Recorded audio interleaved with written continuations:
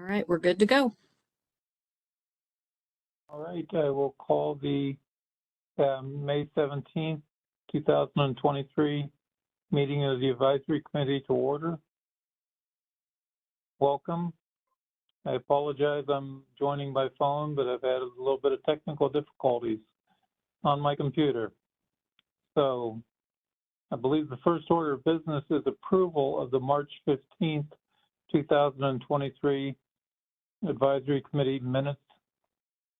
Has everyone had the opportunity to review the minutes from March 15th of 2023? Yes. Apologies to the committee. I was delayed a few minutes, but I'm connected now. All right, thank you, Pat. With no other comments, do I have a motion to approve? Motion to approve, Leonard. Motion to approve by Ms. Leonard. Do I have a second? Second, Slade. Second by Mr. Slade. Thank you. Any discussion required?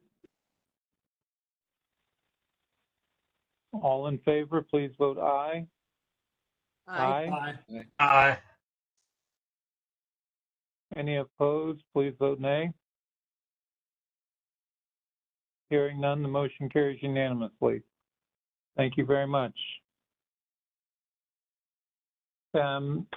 Next order of business is old business education subcommittee update. Karen? Yes. So yeah, at our education subcommittee, if you haven't attended or whatever, we've had so far Andy Reynolds from WM presented at the subcommittee meeting a little bit about some of their educational materials that they have. So we had decided at our first meeting that we would like to have some presentations, or nothing formal, but to kind of share what some of the private haulers or any other organizations are doing, and see if we can kind of, I don't know, figure out ways for consistency and not reinvent the wheel on anything that we're doing. So so since we only had one at the subcommittee, and Hillary from Rumpke was able to come tonight, and I believe it's first on the agenda anyway, because I think she can only stay till 5. But Hillary, if you are willing to go ahead and share a little bit about Rumpke's educational materials and any education and outreach that you all do locally, or any problems you run into. Those are kind of some of the questions that we were asking. Absolutely. Can you all hear me okay? I can hear you, yes. Yes. Okay, great.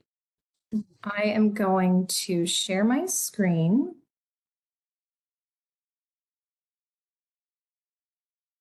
Okay, Karen, do you know if I have to put this in presentation mode? You don't, we can see the whole screen if you want to do that. Okay, Or I'm you just curious what it looks like. Does that look any different? Yeah, it looks Okay. more like a presentation. Okay, great. It's been a minute since I've done this, so thanks for bearing with me. All right, well, thank you, Karen, and the committee for inviting Rumpke to share a bit about our recycling education and outreach efforts. So just as an overview, from an educational outreach perspective, we have 2 full-time outreach specialists who are really focused on facility tours and presentations. That's pretty much all that they do, and those are 2 full-time positions. They average about 10 to 15 tours per month of our Cincinnati recycling facility, as well as our Columbus MRF, reaching about 500 people per month. And we do also about 5 community presentations a month. So that kind of gives you an idea of what the scope looks like from Rumpke's perspective as far as educational outreach. So really for us, when it comes to recycling, it's about consistent messaging and using images for outreach efforts. So pretty much on all of our materials across our MRF shed, we provide this flyer that you'll see on the screen, which really focuses on the categories of recyclable material as well as images, because I think we all understand people gravitate toward visual representations. And that really helps drive home what's accepted and what's not. And we try to keep it very simple when we talk about the categories of materials that we accept. So from a paper perspective, right, it's a variety of materials. We introduced cups, paper cups, into our acceptable items program a few years ago. From a plastic standpoint, we really stick to, when we talk about plastics, it's bottles, jugs, tubs, and cups, focusing on the shape of the container and not necessarily its use, but more the shape. When it comes to metal products, it's metal cans and cups. Again, we expanded to include paper cups, plastic, and metal cups a few years ago. In the glass category, it's glass bottles and jars of any color, and then cartons, beverage cartons. And we also tried to list on each of these categories kind of, remove caps and straws under the cartons logo or the cartons image, glass bottles of any color. In the metal category, we point to the fact that we don't accept any hazardous or flammable material. So we try to provide this as a consistent flyer, graphic, however it is that we're sharing this. It pretty much all looks the same. And this graphic is also included on our carts, on the top of our recycling cart lids. That graphic is there as well. And another, part of this effort is working with solid waste management districts within the MRF shed to use the same images for consistency. So we work with about 20 to 25 solid waste districts across, Kentucky, Ohio, and Indiana. And we all try to get on the same page about what's accepted, because that's key.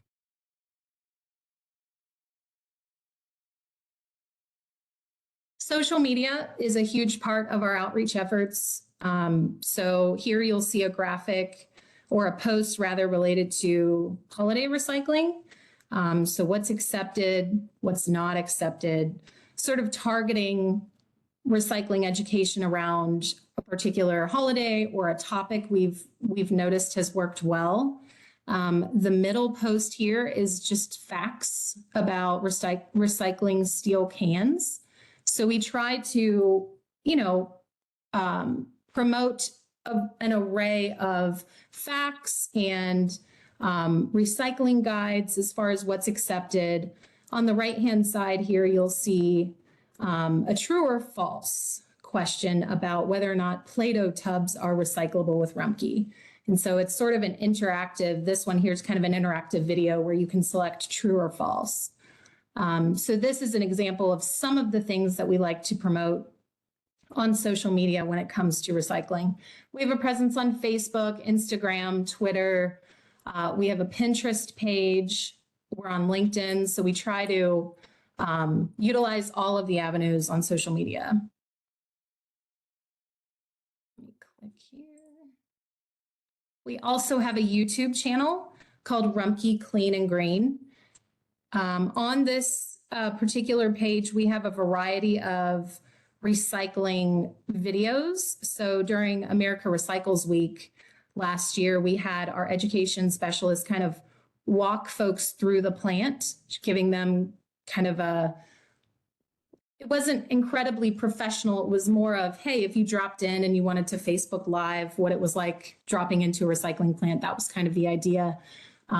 We have, we try to keep this populated with as much video content as we can, and we promote that through our website and through social media as well. So we have some tips and tricks on how to make your recycling count.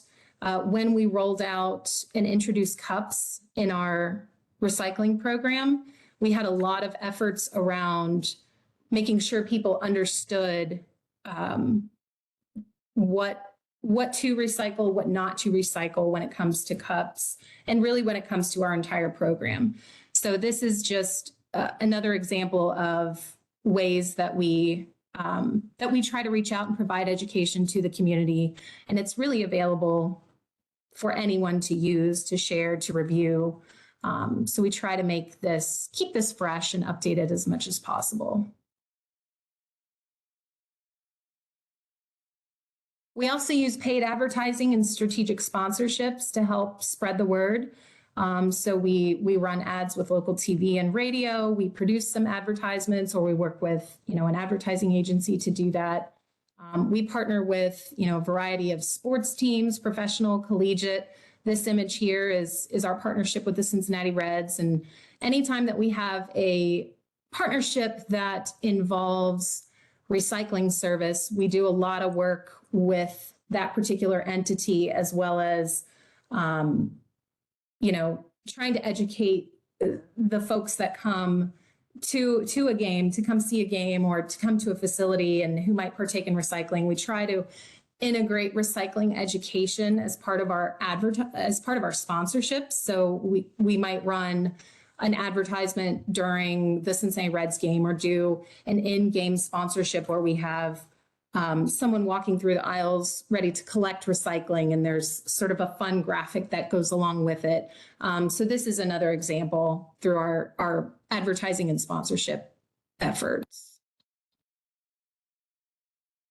So strategic partnerships, I wanted to touch on something that we did with the Ohio EPA and the Recycling Partnership a few years ago. And Karen, I know that you all have done similar curbside cart audits, but this was a really eye-opening and educational experience, not only for our team, but for the residents whose carts we inspected during these various programs. So the Ohio EPA wanted to help MRFs address contamination.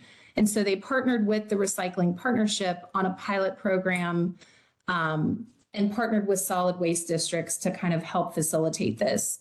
So solid waste districts and communities, they put in proposals to participate, and then 6 Ohio communities were selected, 4 of which were in our MRF sheds. So as part of this campaign, material audits were conducted.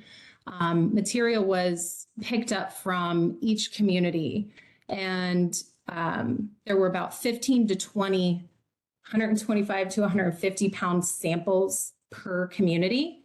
So that was really the scope. And here's some images, of the team looking through that material.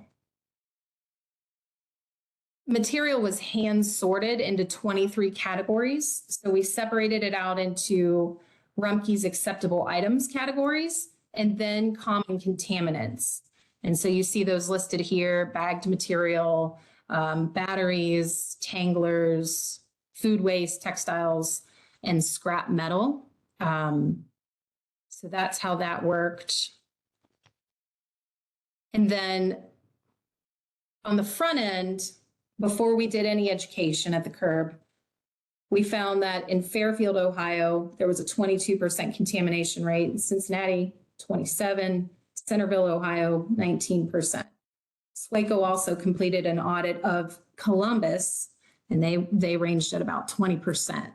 So the first week of the program included a warning. So there was an oops tag, indicated what was wrong.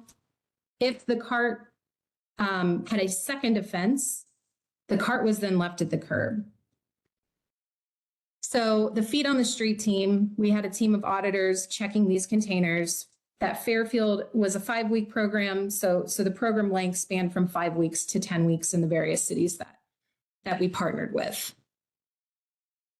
So the results showed that on the front end, it was a 22% contamination rate in the city of Fairfield. And after the end of the campaign, there was a 12% contamination rate. So you look at the additional cities listed here, 19% dropped to 11%, and in Cincinnati, 28% to 19%. So the effort was fruitful and it worked. What we took away from that experience was that people in general are confused about what they can recycle. And customers were unaware rather, As I mentioned before, we have that acceptable items graphic on all of our recycling carts, but many customers did not know that list of acceptable items was even on their cart. So that's interesting to me because I would think, oh, that's on your cart. People would notice it, people would pay attention to it, but many were unaware that was even there. We also learned that curbside communication didn't generate that many phone calls. I think we thought going into this that we were going to see an increase in the amount of calls that we would get from customers, maybe asking questions about the program or this or that, but the education that was done right there on the street really made a difference. And so we didn't see that many phone calls. The feet on the street team needs to be passionate about what they're doing. They have to be passionate about recycling and understand what it is understand the goal and understand what it is that we're out to do, so that they can, it was a long process. And so it really helped to have some passionate volunteers to participate in this. We also learned that leaving material at the curb does work. It might not be great for a customer to come home, see that their recycling cart was not collected, but they would have an understanding as to why it wasn't collected, because that education would have been left on the cart as to why it wasn't accepted. And here's what you need to do to make sure that we can in fact collect your recycling. So that was an interesting program. And like I said, Karen, I know that you all have done something similar here in Louisville, and I don't remember the results of that, but I believe there was a decrease in contamination, if I recall correctly. So, with that type of outreach comes a challenge with labor and time, because you can't do that. Can't do that all the time, but it's a good gauge of the contamination rate of a particular community, and then doing some very targeted curbside education to help reduce that contamination rate and make sure that people know what to recycle. I did want to mention, before we jump into any questions, if there are any, some of the challenges that we've experienced when it comes to educating our customers and the communities that we serve is that, as I mentioned before, recycling is confusing for the average person. So we've had to, again, have very consistent messaging, use of images as far as what's accepted in our program, what's not accepted in our program. There can be some mixed messaging around recycling. So for example, we're told that we should be recycling batteries, talking on a mass scale. But a lot of people don't know where to recycle their batteries and the proper ways to dispose of them or recycle them. So they have a recycling container and they think, oh, well, I'm just going to put this battery in here. I pay for recycling, or I have recycling and I can put it in here and hopefully it'll get recycled. And so there's some mixed messaging, I think, that can be challenging to work with. And then of course, wish cycling, we all know what that is. That's a challenge. People think and hope something can be recycled when it actually cannot at the curb. So that's why it's really important for us to partner with solid waste districts to ensure consistent messaging in the communities that we serve. So that concludes my presentation. Are there any questions? Thank you very much. It was informative. It's great to see all the things that Rumpke's doing. How much of that is, because I know Rumpke's unique in that, you're based mostly in Ohio. So I guess I'm just curious about outreach in Louisville, or what does that look like or you have customers here. So do you have any particular things going on specific to Louisville, or even, I don't know, certain neighborhoods or something like that? Mm-hmm.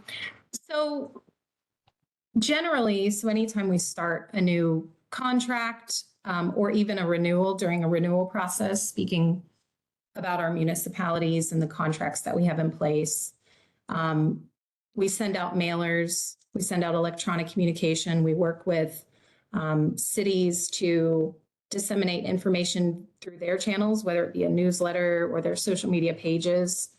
So that kind of happens on the front end.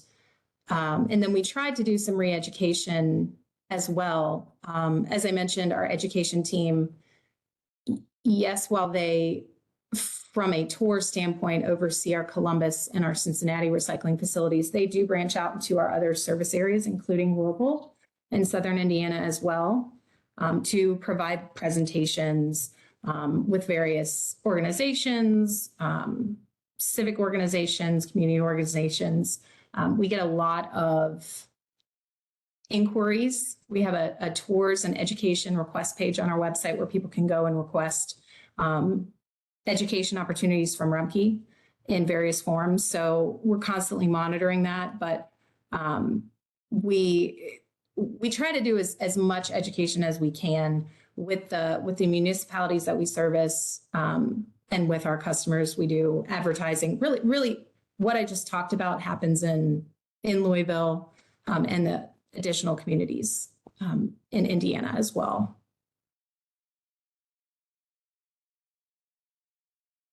Hillary, as we're going through this, one of the goals of the 5-year plan is to develop an education process for the city of Louisville.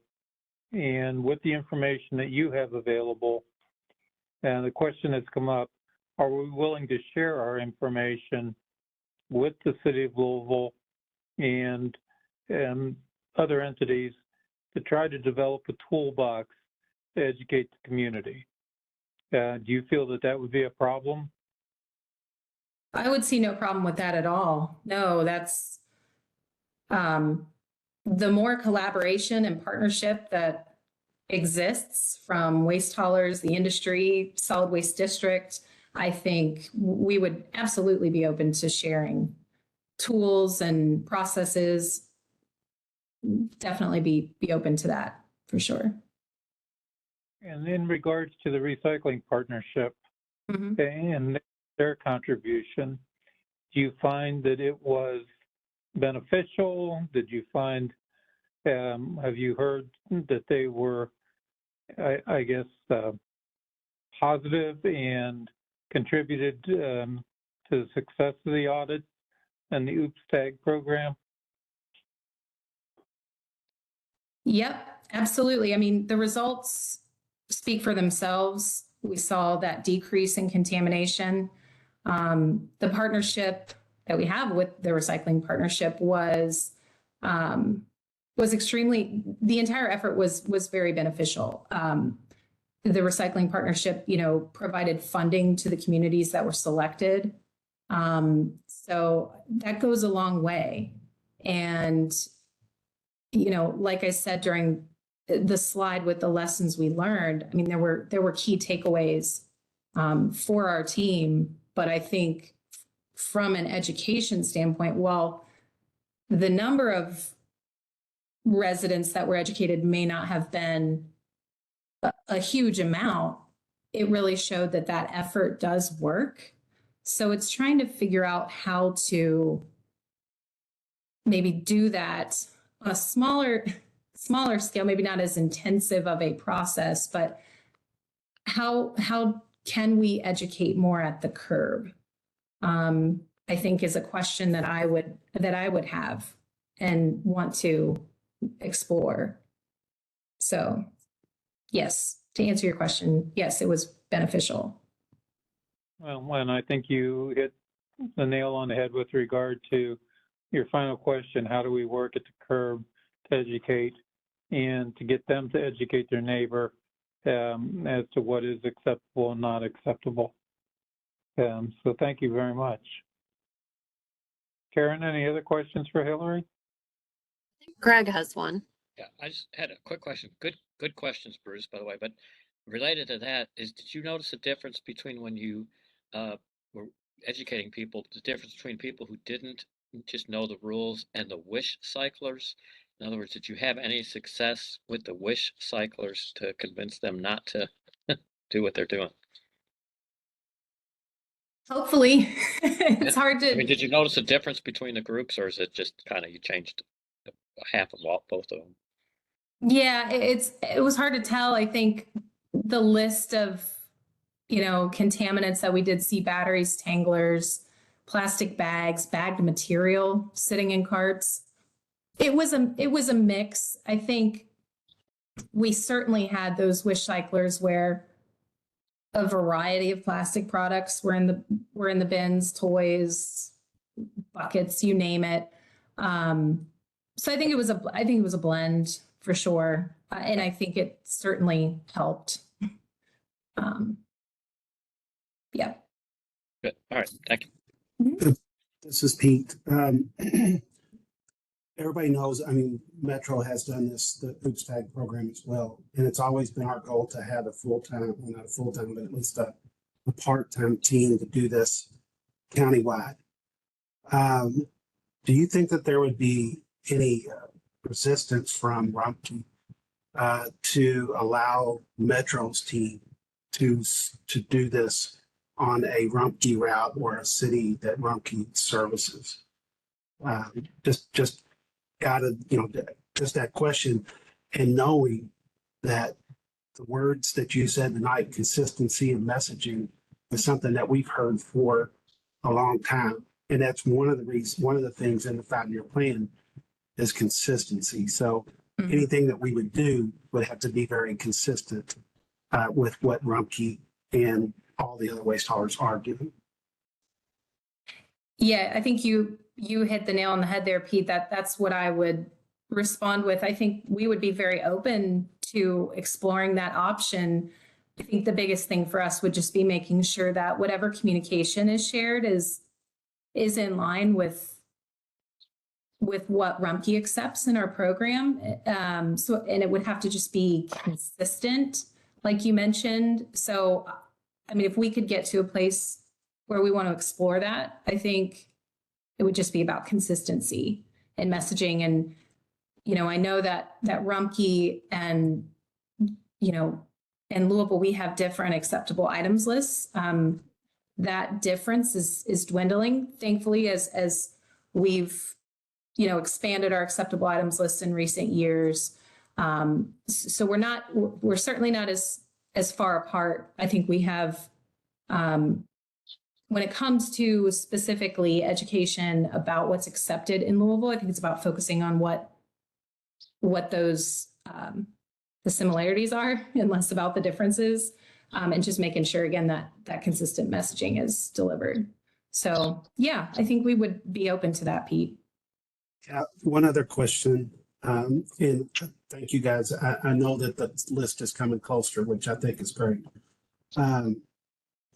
On the waste side of things and yard waste, do you guys have educational materials similar to these that kind of bridges the gap? I think there is a little bit, while we tend to want to focus on recycling a lot, I think that there's some education that needs to be done about just proper solid waste management. What you should put into your garbage container and what you should not put into your garbage container. And then those one-off things like the batteries. Where do you guys have any materials that says, well, you can't go into the recycling stream? Do we have anything that tells people, that your customers, where it should go? So typically when it comes to batteries, we encourage people to contact their local solid waste district for disposal and recycling options. We don't, to my knowledge, have specific materials related to battery recycling. But yes, we do on the waste and the yard waste side, we do have some flyers that talk about how to, on the yard waste side, prepare material for collection, the type of yard waste material that's accepted. So we do have some of those guidelines and on flyers and graphics and different things that we share. And the same goes for on the waste side. What can go in your trash cart, what cannot go in your trash cart. And usually, again, it is funneling those folks to contact their solid waste districts for disposal options. Is that something that you can share with Karen and the team, and we can kind of look at that. I think that while there is that contact your local waste management district, a lot of people have no idea what that is or how to do that. And if we can make something that's local, that is consistent with all the different haulers that could also bridge that gap into waste and yard waste, I think that it would help everyone. It's not just telling you, hey, contact these people. I think it goes into a little bit more detail about where you should go. And what we would want is for people to go to Recycle Coach, which is really a what goes where app that would tell people what to do with them. All they have to do is type that item in, and it says what to do. So just looking for not just to focus on recycling in these, but also the broader concept of waste and, even household hazardous materials. Would it be appropriate, Hillary, to send a packet to Karen as if she was a new customer inquiring about what is acceptable in the recycling stream? How do I recycle? All the different handouts that we have, as well as what is acceptable in the solid waste stream, and how do we manage green waste in this area? Yeah, absolutely. We can put something together so you have a idea of a variety of our, the materials that we share with residents. Bruce, Absolutely. I would say that is just an excellent idea. I think having all the waste collectors do the same to see what the first customer interaction is and what that messaging is, because that's going to be an important point, a part of how they access things is the initial interaction. So that is I think having everyone send it like we're a new customer, so that we can look at those, make sure that they're consistent, and hopefully expand on those to make it better. Not that anybody's doing it better than anybody else.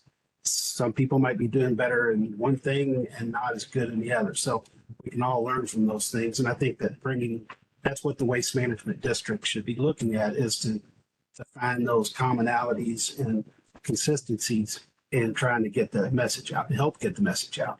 I think it only helps the haulers of the material if we're amplifying their message. Just a little bit of background, Hillary. What we're trying to do is, rather than recreate the wheel as far as educational materials, is to reach out to those haulers in the community and find out what's already in place, and basically gather that information and try to roll it into a informational packet to all the community members with regard to how do we manage our waste within the community. We can always hire people to do this, but the committee felt as if we had the knowledge on the committee or available in the community to do this without spending any funds. And if we as Rumpke are willing to share that information, and the other haulers are willing to share their information with Karen, we may be able to find all the commonalities amongst the group and try to highlight those, if you will, to the community through Recycle Coach and through all the aspects that we have already, and not have to spend a lot of money on an educational committee, or at least not have to spend as much money on an educational committee. So that was the goal. And I thank you very much for taking the time to help educate us as committee members. Are there any other questions from any committee members?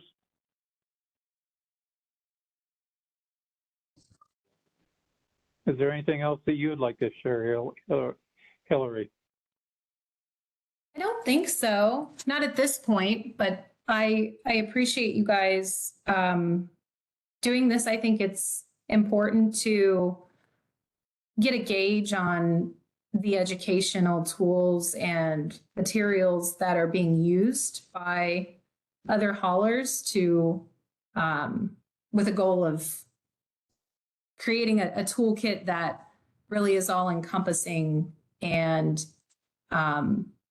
consistent. So thank you for that. I have one other question. I'm sorry. Mhm.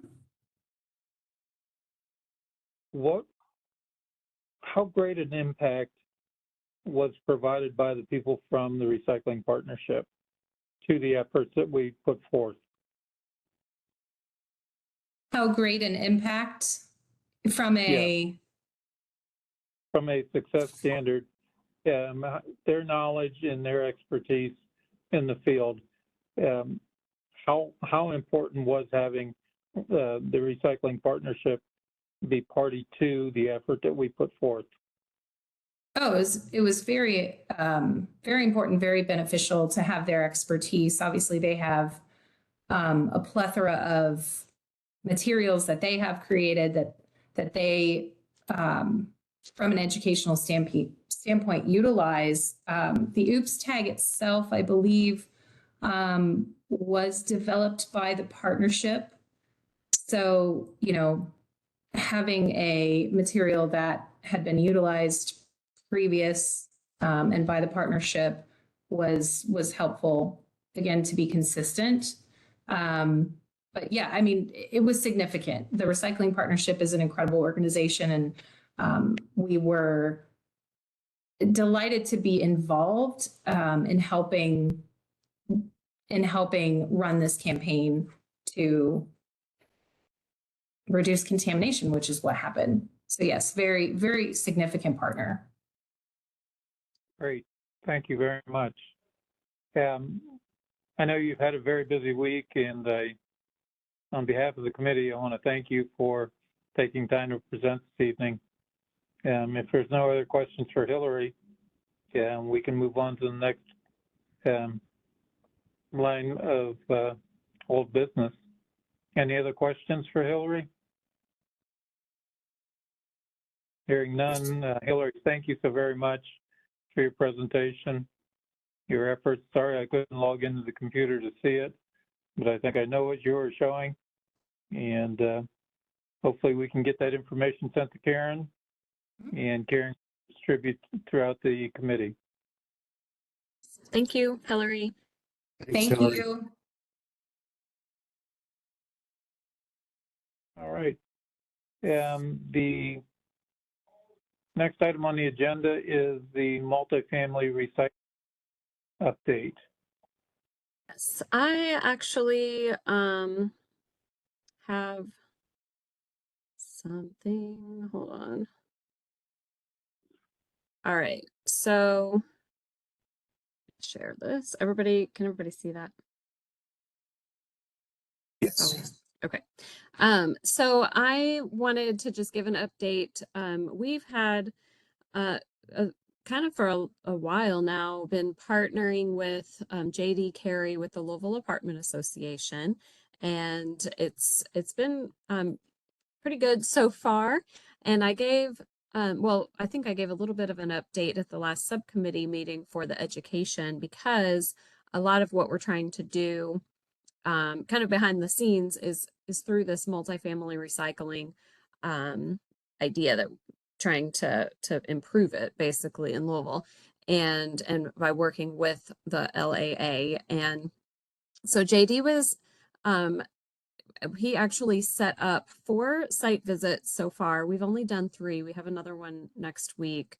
And I basically, in order to be able to kind of be consistent with our meetings, I made a little bit of a questionnaire.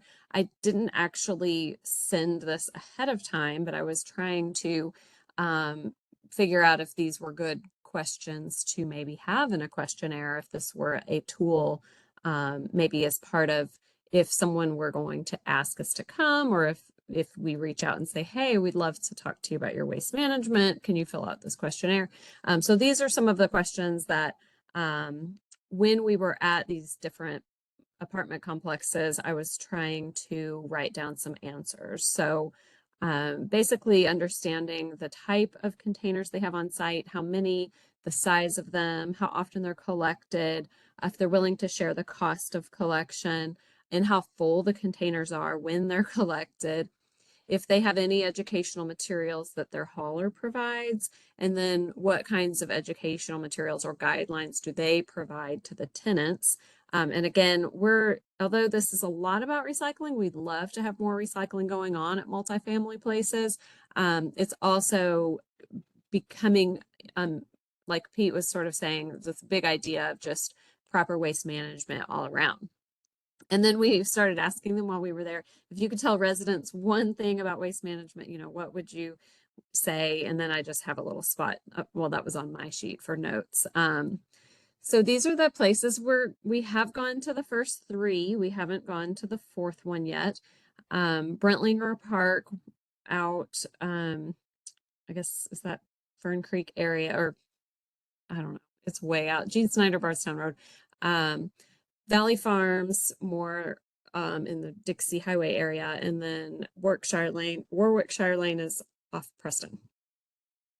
And then we're going downtown. So JD was trying to make sure that the places that, well, first of all, that they're willing to work with us, and also make them a little bit different. So, so they're not all the same type, because we know as we create any kinds of educational materials or toolkits that these complexes are not all made the same. So we're just, we want to see what the challenges are going to be. So I just wrote out some of the notes and have some photos.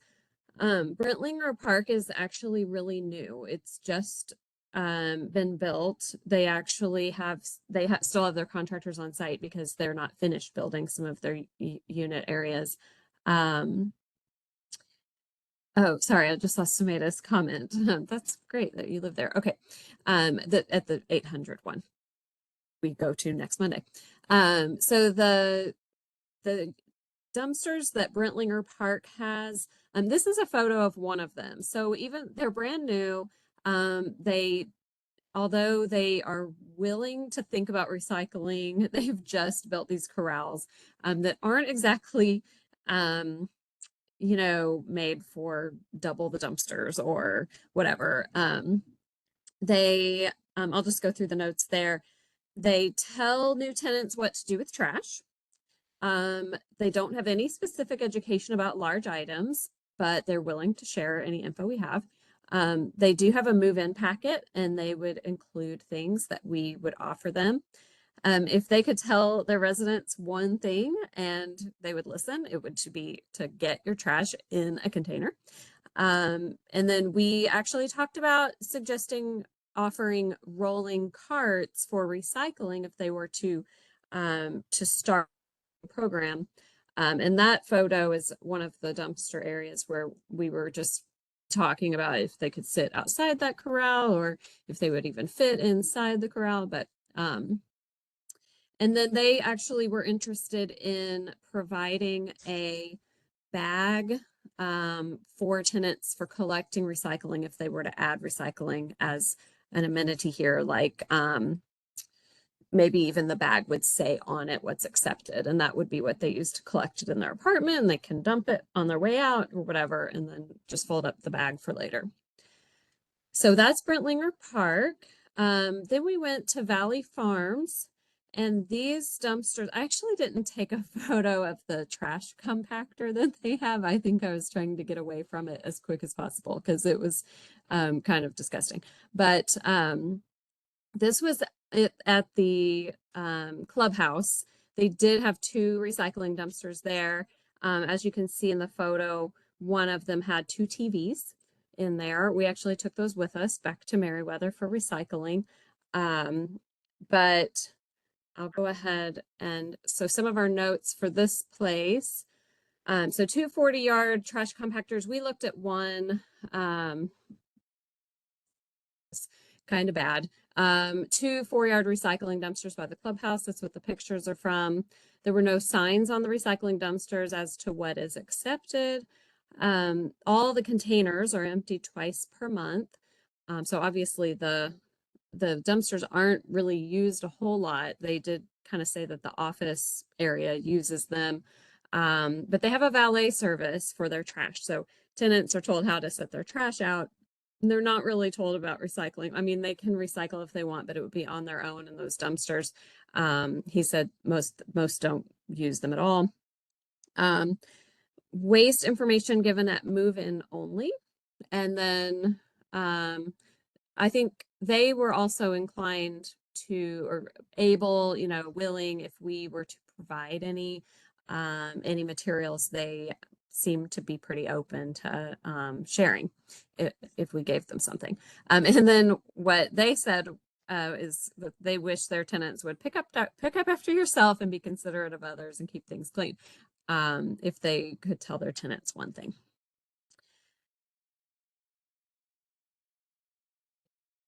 Okay, the last place, or the third place we went is Warwickshire is the name of the street. It's near Preston and I think Indian Trail.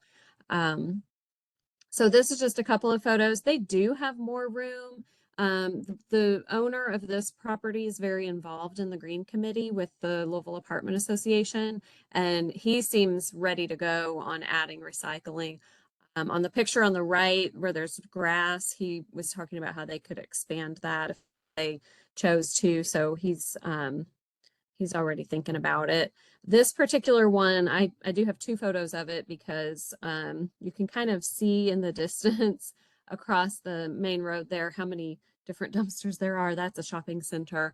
And they have a lot of dumping going on over there, and they tend to get it on this particular dumpster because of that location. They were even talking about adding more bushes and things to try to conceal it a little bit more. So and then as you can see, they're serviced by Rumpke. So those their dumpsters are emptied twice per week. I mentioned the one. They do have room to add recycling. This place didn't, they basically just tell their tenants to put large items in dumpsters. That's kind of something we talked about a lot of what kind of education they have since, you know, when people move in or move out, they might have large items to get rid of. They are willing to share info to tenants. In person is mostly what they do. They have move-in packets, and then they have their tenants come into their little office there to pay. They don't do a whole lot online or like paying online or anything like that. And they do have a lot of Spanish-speaking tenants. And what they'd love to see is that the hauler always pick up and that the tenant always puts trash in the container. So you can kind of see the theme that if everyone had their wish, everybody would just do the right thing and put waste where it belongs. So that's let me go ahead and stop sharing. I can always pull something back up if anybody wanted to look at anything, but I do find that it's been pretty eye-opening and kind of fun just to kind of get into this world of apartment complexes because I'm not super familiar.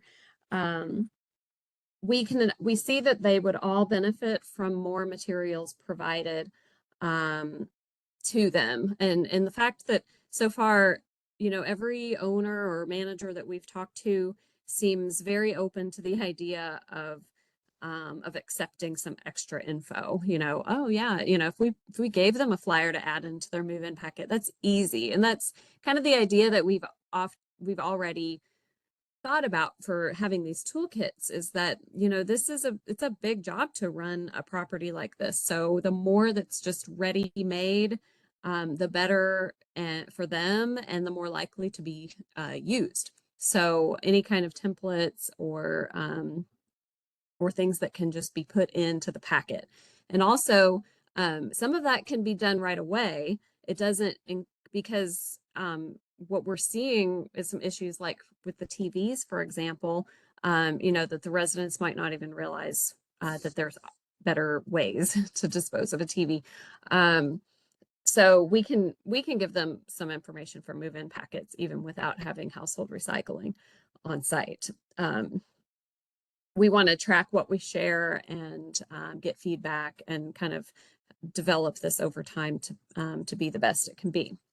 And like I said, everyone wants the same thing. Everybody wants a clean property, and you know, just putting trash in so they don't have to clean up after people.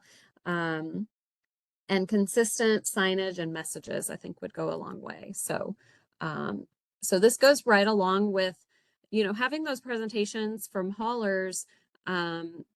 We're doing a lot with apartments right now, just because we have this going with JD and the apartment association.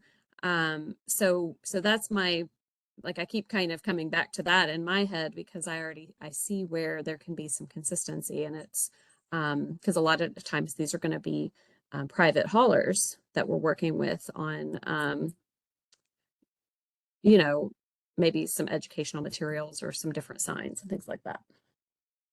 So does anybody have any thoughts or comments? If I could, Karen, I think Yes. this is, you know, because I've been to each one of these, and some of the things that I was, you know, I was a little bit shocked that there was really very little information about solid waste management taking place at all.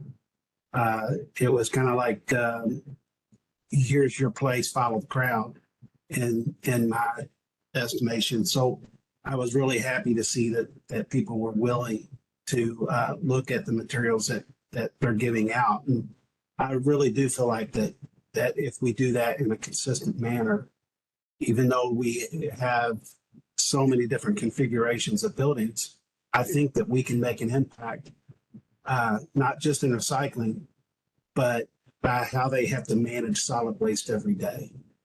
Keeping stuff off the ground, I think that every one of them talked about. I think we can help with that. So I was really excited about that. Another thing that was interesting is the valet service. And you would think valet service being, you know, it's not necessarily a cheap thing to do, but you would think that it would be something that people would want. And it seemed like when it came to valet service, some of the people were like, you know, they don't do a good job. And I think some of that, I think that for that reason, we want to meet with the only valet service in town, because I think that they can improve things without having to do anything. And, you know, maybe there can be more valet services, and we can help them grow.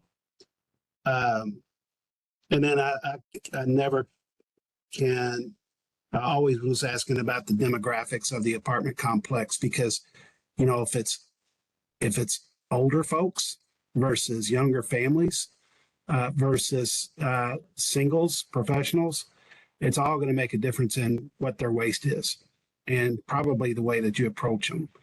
You know, in even language barriers. So that's another thing that we have to look for when we create these materials. But I'm excited about it. I think that there's a really big opportunity, not just for improving recycling, but improving solid waste management overall. So that's my 2 cents. And I just You know, wanted Keith- to add, oh, go ahead. Go ahead, please. Yeah, I just had one quick thought, and which is that I think in addition to the leasing information that they give to somebody at the time of sign up, it might be helpful to send them maybe an annual reminder to send it out to existing residents who may not receive it at the time of move-in, or who may just need a refresher. Agreed. I was sitting here thinking that we, as a sales group for a waste collection company, can expand upon our efforts when we sign a new apartment complex, and working with the complex management to ensure that we provide them with the adequate information to properly handle their waste. Obviously, we don't want litter. we want things to go into the compactors, they're supposed to go into the compactor. But they should have a pamphlet that says, you know, what is and what is not acceptable. That should be part of our new customer packet. And personally, I'm sitting here thinking that that's something that we as Rumpke and our sales team here in Louisville should certainly improve upon. And I'm writing it down as an action item. Bring up at our next sales meeting. I would agree with you, Bruce. I think that with the same thing about a lot of the consistent messaging that we've been talking about, having those kind of packets, maybe for waste haulers, that is, again, consistent across all apartment complexes, because people move apartment complexes. If you have a consistent sign, symbols, and stuff like that, again, it makes it much easier when people move to get into the new system. Well, we have all of these tools available, and everyone's focused on getting the deal done, signing up the customer. But when we sign up the customer, we have an obligation to actually educate the customer, and the tools are readily available, bilingual, available for the majority of the community to easily read and understand.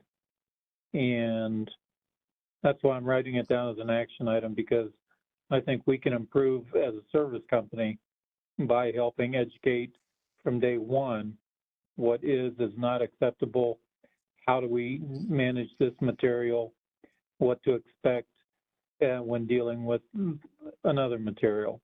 Say a NiCad battery, we do not want that in a recycling container. And we need to inform them of that from day one. So that's the line I'm thinking on, Pete. Okay, agreed.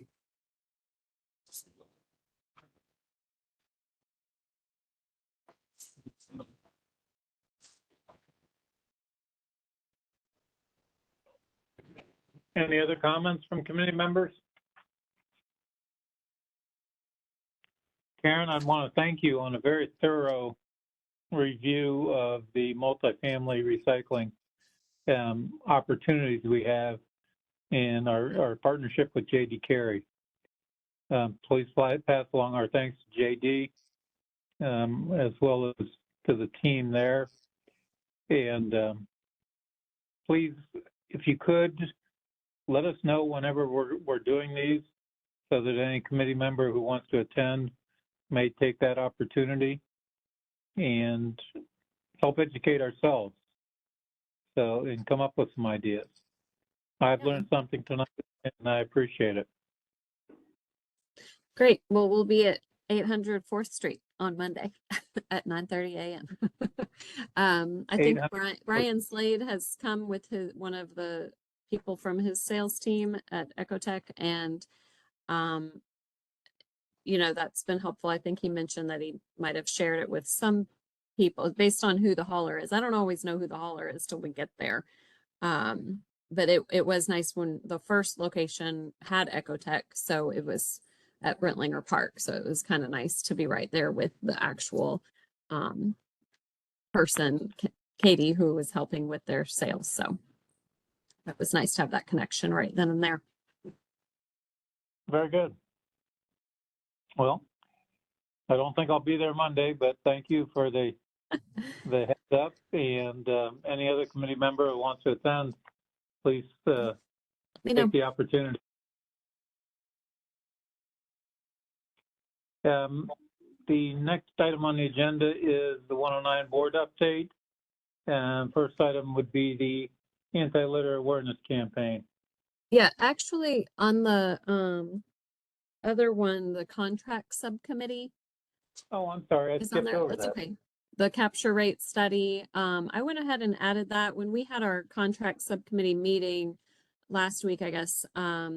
There were a couple of files that I had come across that I didn't have time to really send ahead of time, but we sort of looked at them, and I put this on the agenda to see if maybe some of our contract subcommittee members had had a chance to look at those documents.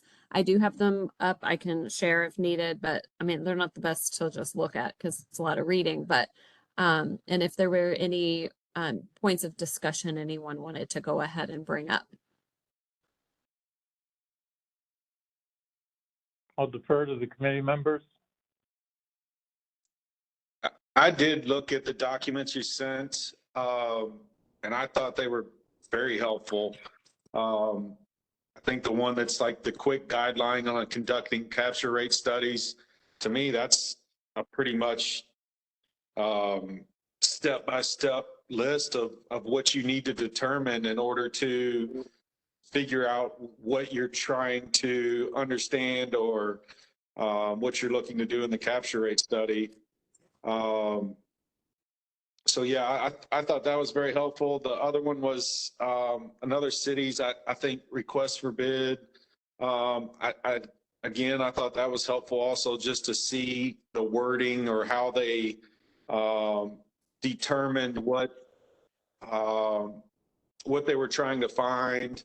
I think as a subcommittee and another and even the entire committee, I think one of still our main issue with the capture rate study is determining what we are trying to find out. What is our goal? I think Hillary's presentation of what Rumpke did and how they seems like through some education in between their two capture rate studies to come up with a percentage of how well their education helped. Other cities seem like when they go from bins to carts, they try to do capture rate studies. So I think our subcommittee is still working on this to try to determine what areas, what we're looking to find, that sort of thing, in trying to complete the task of the capture rate study.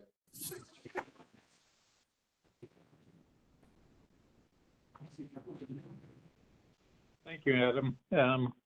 Anyone else?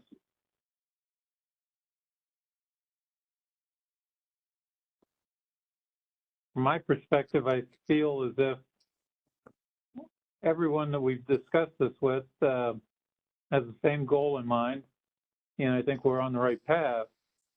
We just need to combine the tools that we have available and identify how to move forward with the capture rate study.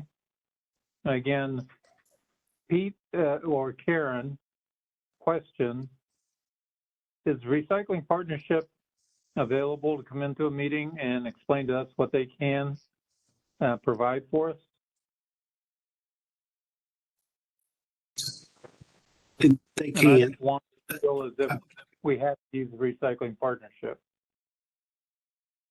I didn't quite catch everything on the last part, but the Recycling Partnership, I believe in the past, has come to us to give us a presentation on what they offer. And I believe that they would be happy to come again to do so. And, at that time, I think we are in a better position to receive the information than we used to be. And, we can better understand what they're telling us and have better informed questions for them. But Karen, I don't see any reason why we could not have the partnership come back. They can talk specifically about capture rate studies, but they could also talk generally about what they offer. Yeah, I think that's a great idea. I can reach out and see if they can join in our next one of our next meetings, or if we need to just set up something, a special meeting, we could, if those times don't work out. I say that because the one document was from the Recycling Partnership, specifically with regard to the request for proposal on a capture rate study for Red Wing, Minnesota. So they obviously have some expertise, and they may be able to help guide us through the process of contracting with the vendor. Agree. So Karen, if you could reach out to them, I'd greatly appreciate it. I will. I'll keep you all posted. Any other comments from board members?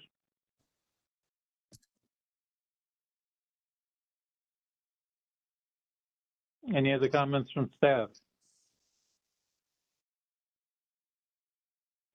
Well, thank you very much. Now we can move on to the 109 board update items. The anti-litter awareness campaign, it adds up update. Kind of Yes. catchy little phrase. That's me. Hold on just a second. I'm gonna make sure I share the right thing. Doo-doo-doo. There we go. There it is. Okay. So basically, and I'll go through this fairly quickly just to make sure we don't end up going over. But we have our It Adds Up campaign going on right now, and I know we've shared about it with you all, but I shared this update. This is a 30-day metrics, and I shared this to the board. So I thought I'd go ahead and share it here as well for those that don't come to the board meetings. So we're at this measure point right now. This is kind of again, our vendor is Field Trip, if you're not familiar. And so this is,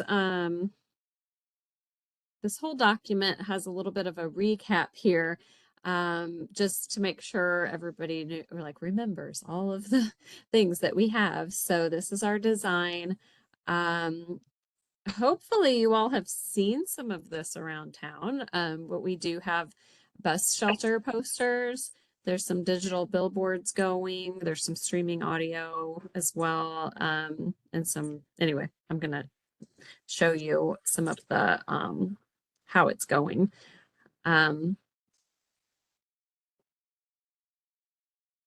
Let's see. All right, so there's programmatic, native, and banner display ads. So that's kind of the things that pop up on your, when you're on the computer, on the internet. They're targeting the full footprint of Louisville Metro with a slightly stronger emphasis on zip codes where litter is more prevalent. We're looking at, how many impressions they're getting. We're looking at click-through rate for these ads. Banner ads are serving two taglines to kind of test and see if one message resonates more strongly than another. They weren't too different. So again, this is just 30 days. So we have March, April, May. It's a 90-day campaign. So we got a 30-day update. And then we'll get, once it's done, we'll get all of this filled in here. So this message had the caption, "It's not hard to not litter." And this number here is the impressions. That's meaning how many people saw it. And then this is how many people actually clicked on it. So you kind of have to put yourself in your own, where you've been when you're on the internet and when you've been advertised something that you actually click on. So kind of think about that. And it's kind of hard to get a click. So 0.09% of all the people that saw it clicked on it. That CTR stands for click-through rate. And this is their benchmark. So they have the expertise when it comes to this, but they were looking for a 0.05% to 0.18%. And we're just right there in the middle of that. So they considered that good. And then this one is the second message, which said, the caption was, "When you see it, pick it up." So a slightly lower click-through rate, but still within the benchmark. And then there's native display, which I'm learning, but that's a little different.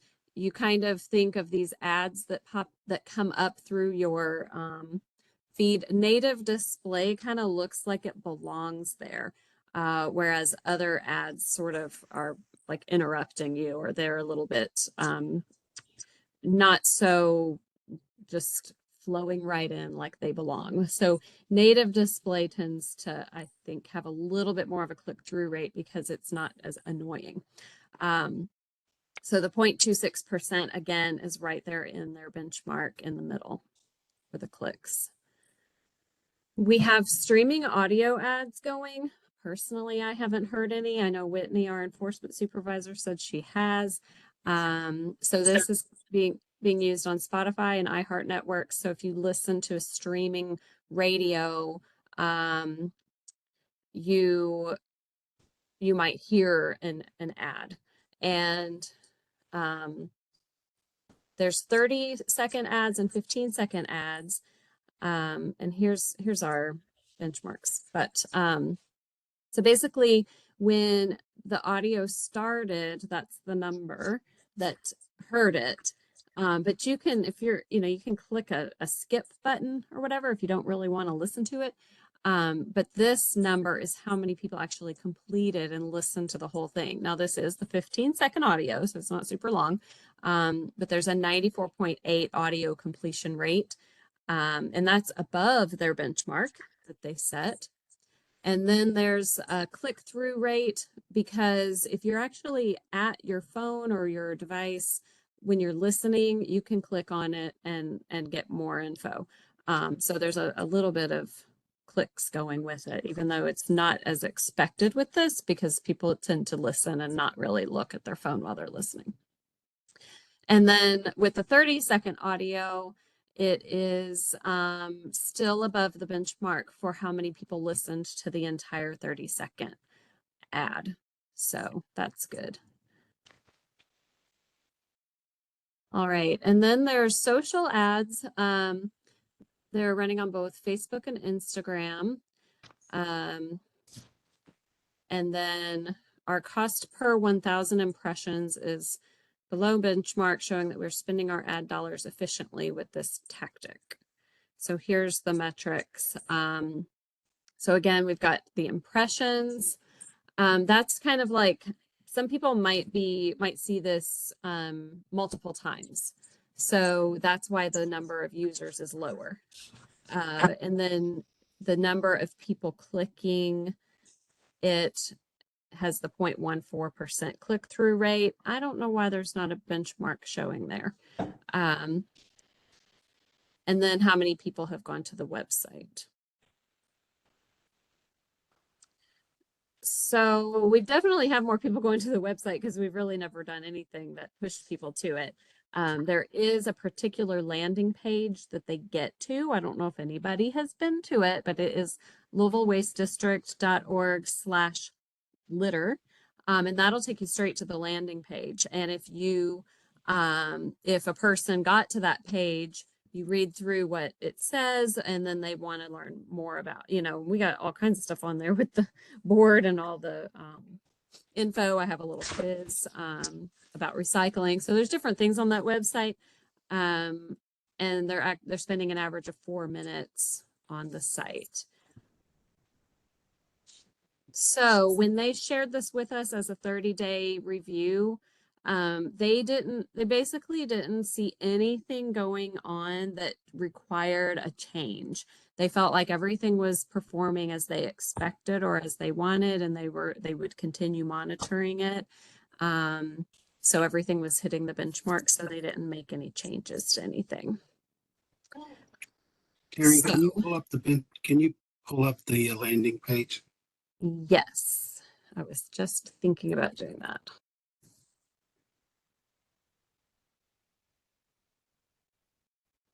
All right, so if you go to that page, it adds up real big.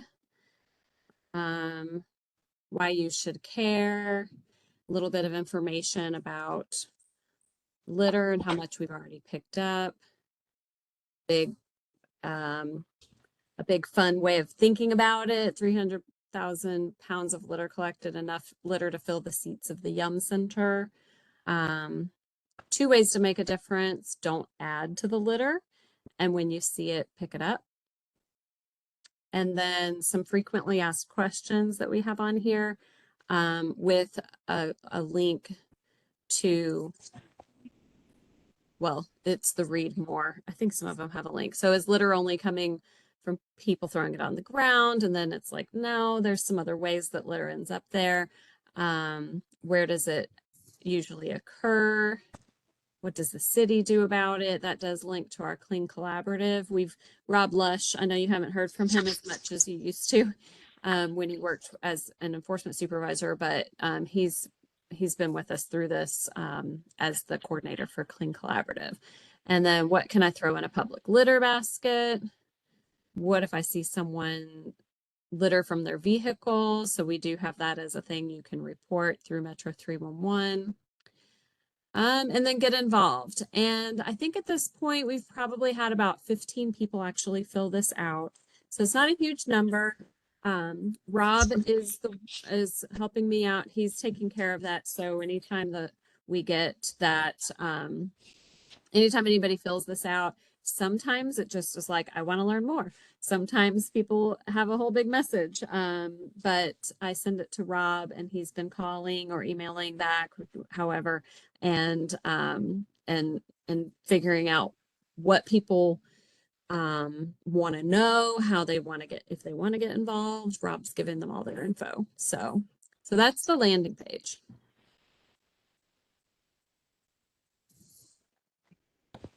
Any other questions or anything about that?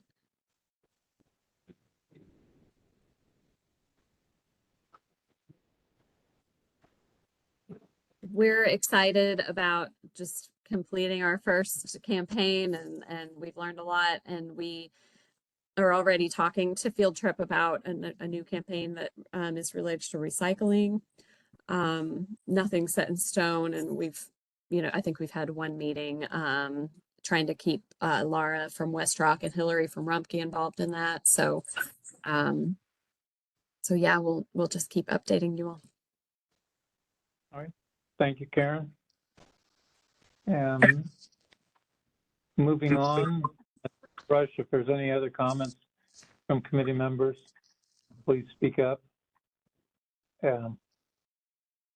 If not, we can move on to the State Recycling Symposium and request for a pledge for funding to support establishing a recycling association in Kentucky. Okay, I'm gonna take that one.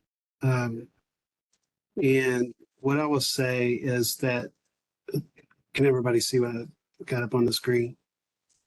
So we were approached at a state recycling symposium in University of Pikeville, and it was really a great symposium. But really, one of the biggest targets of it was the creation of a SRO, which is a state recycling organization that sits outside of government, because government and agencies can sometimes have contentious relationships with some of the other people that could participate. So this is, Kentucky is the only state in the southeast region of 11 states that doesn't have a SRO. And, we heard from other state organizations, and some of them are very far along and doing some really good stuff, and other ones are just getting started. This is being brought to us by CERTIC, which is the Southeast Recycling, and I can't call the last two, but Recycling Council. But anyway, Will Sagart, who is really a recycling guru that has worked a whole lot, they're very well partnered with the Recycling Partnership in trying to do this. So what is the purpose of these SROs? And you can see this on the side. This was sent to me recently. So opportunities for recycling professionals to network, sharing best management practices. It's also an information conduit. The State Recycling Office meaning improved communications between state officials and local government, program operators, earlier access to state initiatives and programs. It's also opportunities to learn about new trends, facilities, and new equipment, and more vendor marketing opportunities, which can, also bring in additional revenue. There's really a little bit right now confusion as to what an SRO is, and I think that we need a little bit more information about that. And at the last 109 board meeting, what we had, because the request actually came from me, because for a state recycling organization to be created, you need a startup money. And us, and I took it upon asking the board if they would help fund that. The board had some questions, obviously, and about whether or not that district funds can be used outside of Jefferson County. And so that question went on to the county attorney's office, who I have talked with. And yes, it can. We haven't gotten back with the board as of yet to tell them that, but the county attorney's office is asking for additional information from CERTIC. And, I've been out a little bit, also transitioned to a new position. And soon I hope that we can get a little bit more information on these. I do know that the symposium, which was attended by about 50 or so people from across the state, everybody was pretty much in agreement that this would be a good thing for the state. Anything that helps us promote recycling in the state of Kentucky is a good thing. It's a good thing for Louisville. And the more that we do and work together as organizations that are excited about recycling to help move along state regulations or programs on a grassroots effort is good. There are other programs out there called SWAC, which is Solid Waste Coordinators, and they don't have as much reach. And this organization could be a lot more reach. Now, I think it's a little bit early to say everything about what this organization can be, or what its functions would be. I think that would be built out because every state is different. So it's in its very early stages at this point. But that is a little bit about the recycling, the SROs and where we're going. Hopefully more information to come as it develops. But I'm excited about it, and I think that it can do some good things for us.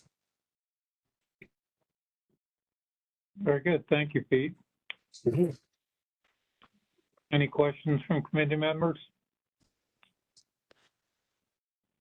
Pete, have you talked to any other counties or organizations in the state that might have an interest in joining this yet, or is it too early for that?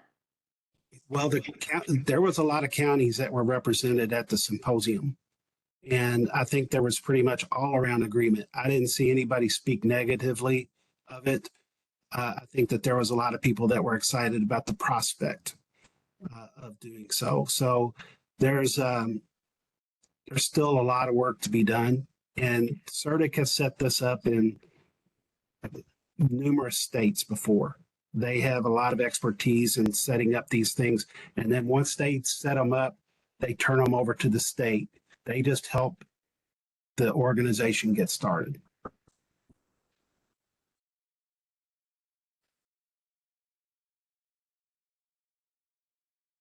Anyone else?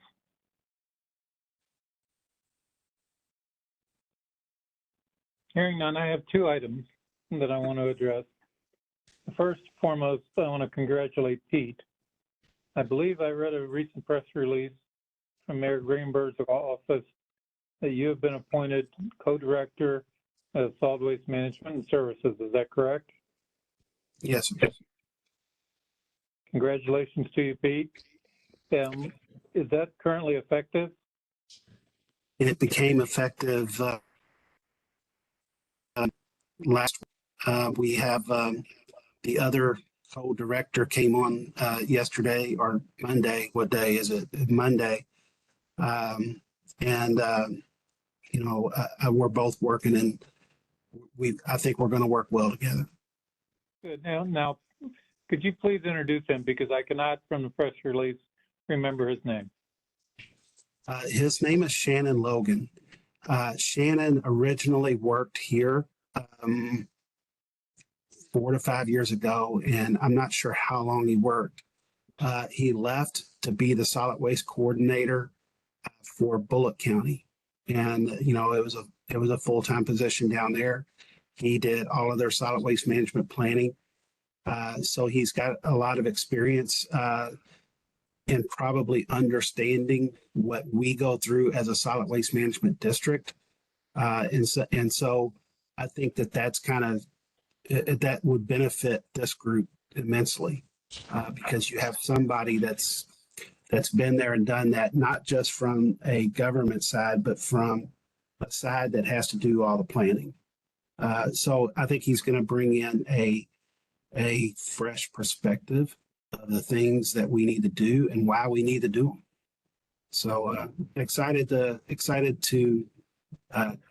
get started with him. There's a lot of work to be done, and we'll definitely be inviting him to the meetings so you guys can meet him.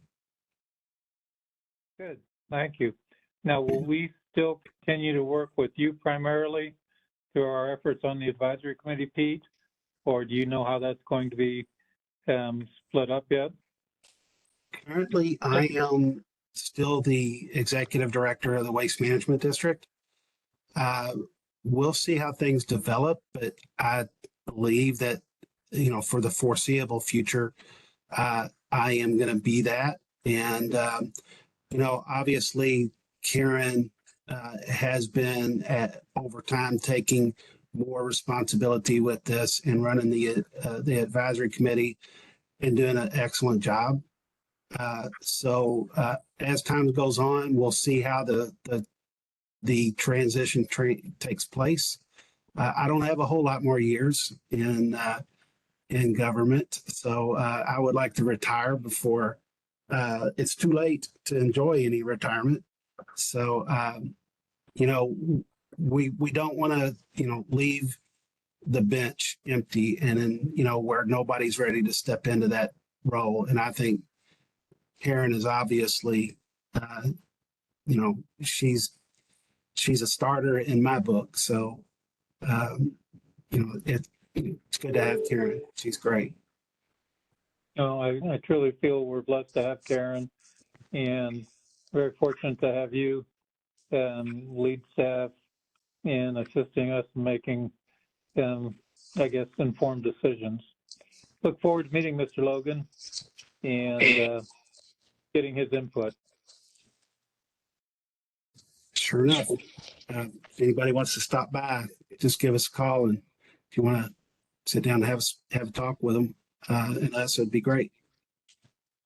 Okay, the next item I wanted to discuss may be uncomfortable for some, but I think it's very important with the work that we are trying to accomplish in subcommittee.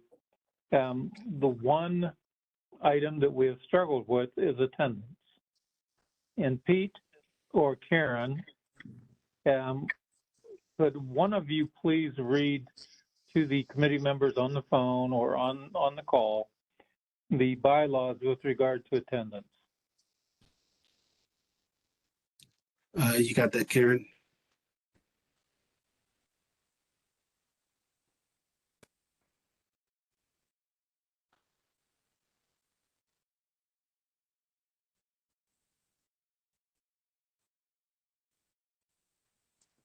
I'm sorry, I should have given someone a heads up on this.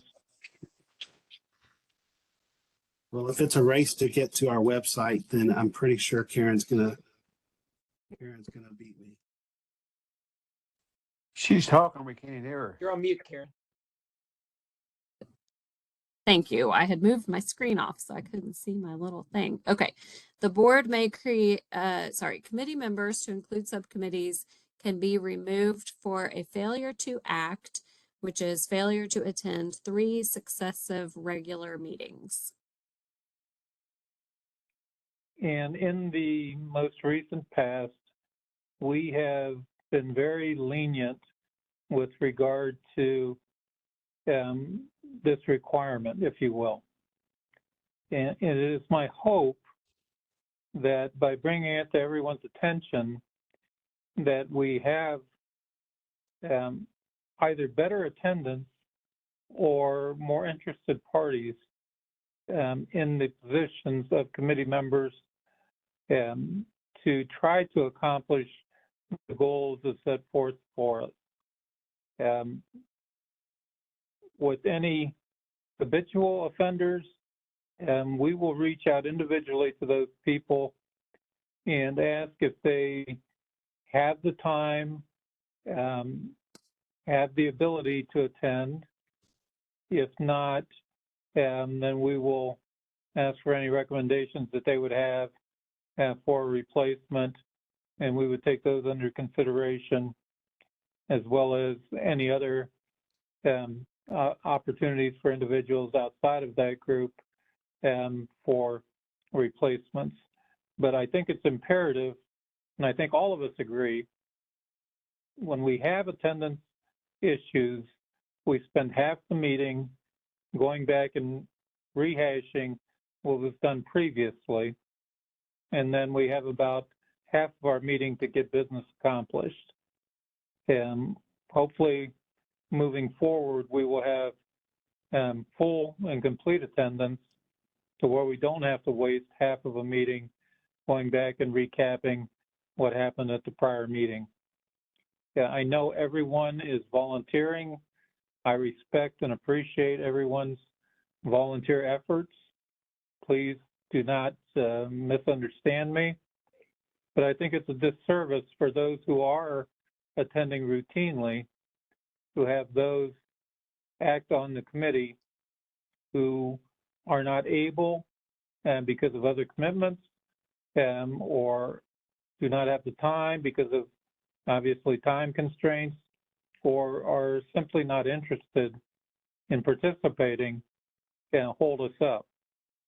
So it's going to be one of my goals to reach out to the individuals who are the habitual offenders and ask if they are still actually invested in the effort and moving forward, try to get better attendance at the subcommittee levels as well as the full committee levels.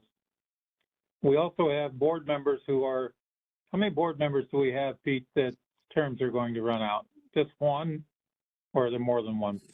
No, it's pretty much going to be a wholesale replacement before too long. Working to try to get some people to fill those spots with the constraints of where they have to live for us to have representation all across the county and across the different mechanisms is a challenge, to say the least. And again, it's a volunteer position. So it's sometimes it's not a thankful job. So I understand people's hesitancy, but it is an important position to be in. And I think it's an extremely important position, and I truly appreciate everyone's involvement, if you will, in trying to make a better community for the residents of Jefferson County. But again, once we find out how that board is going to be reconstructed, if you will, we don't want to lose the talent that we have available on that board either. So if there are open areas on advisory committee positions and whatnot, there's always areas where people can contribute, and we want to take full advantage of the talent that we have available. So that's something I feel that we need to work through over the next, what do you say, Pete, 6 months before we have the turnover on the board? Yeah, it'll be soon. Okay. Yeah. Are there any comments from any committee members? Because I don't want to be the only one talking. Please speak up and share your concerns, maybe some of the struggles you have with retaining interest in serving as an advisory committee member.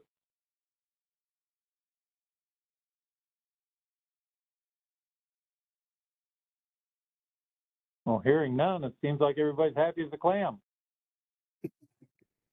Well, I can comment as unfortunately a repeat offender. I apologize for that. Some of you know that there's a new office that's been created and I'm an office of one and we've had real staffing issues and I was on vacation and then I had the day off for funerals. There's multiple reasons why I missed all of the subcommittee meetings so far and not making excuses, but that is certainly a challenge.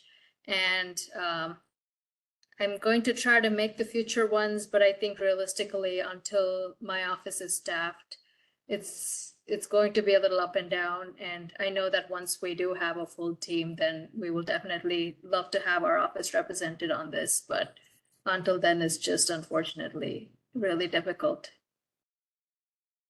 Well, I appreciate your comments, and I'm certainly not picking on anyone. It's just that there are so many things that we, as in our professional life, have to deal with, that it does take a lot of time to do the research and make the full commitment to be an active member on a committee or a board.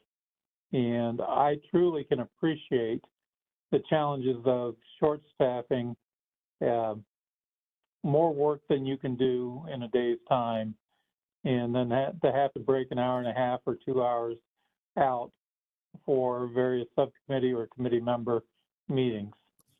So I'm not picking on anyone. We are sympathetic to everyone's challenges, but again, we do have a job to do, and we want to find, the people not only who want to do it, but have the time to do it.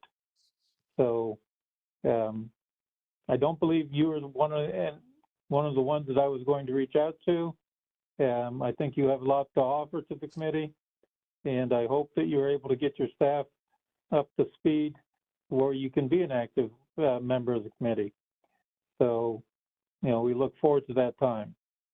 But there will be some that have been more so, let's say, delinquent in attending, that we'll reach out to and touch base with and see what their intentions are moving forward. Does anyone else have any comments in regard to that subject?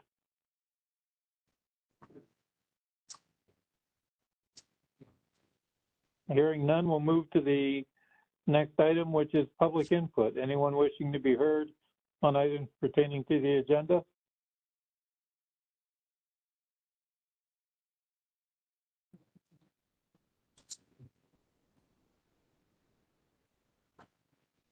With nothing, I truly want to thank everybody tonight.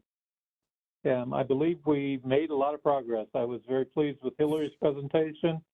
I was very pleased with Andy's presentation previously. Again, I think we're going down the right path. I'm excited about it. I learned something that we need to do as a company better tonight with regard to informing our customers once the sale is made, what the options available are. So, that's all good stuff. And I think it was time well spent this evening. So thank you very much. Announcements. The next 109 board meeting will be Wednesday, May 24th at 5:30 to 7 p.m.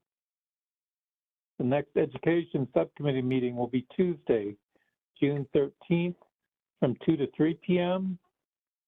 And the next contract subcommittee meeting will be Tuesday, June 13th from 3 to 4 p.m. Our next advisory committee meeting will be Wednesday, July 19th from 4:30 to 6 p.m. I look forward to seeing everyone at that meeting. I'll make sure I have my computer fixed at that time. and actually have the camera on. Are there any other comments from any board member or committee members? Hearing none, do I have a motion to adjourn? So moved. Thank you, Mr. Stoller. Do I have a second? I'll Mr. second. Rudnick. A second by, I'm sorry, who? There, I that think made there the was two second? of us. I think either one. I did one and someone else did something. So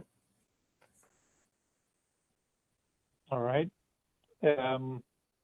Any discussion required?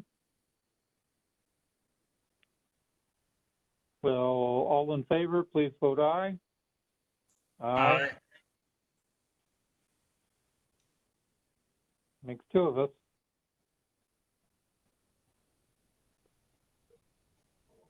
Those opposed? Hearing none, motion carries. And thank you all very much for your involvement tonight. A lot of good things. Karen, please make sure that we reach out to the recycling partnership and advise how that goes and see if we can get them to the next meeting. And I think it would be very helpful to the contract committee. So Yes.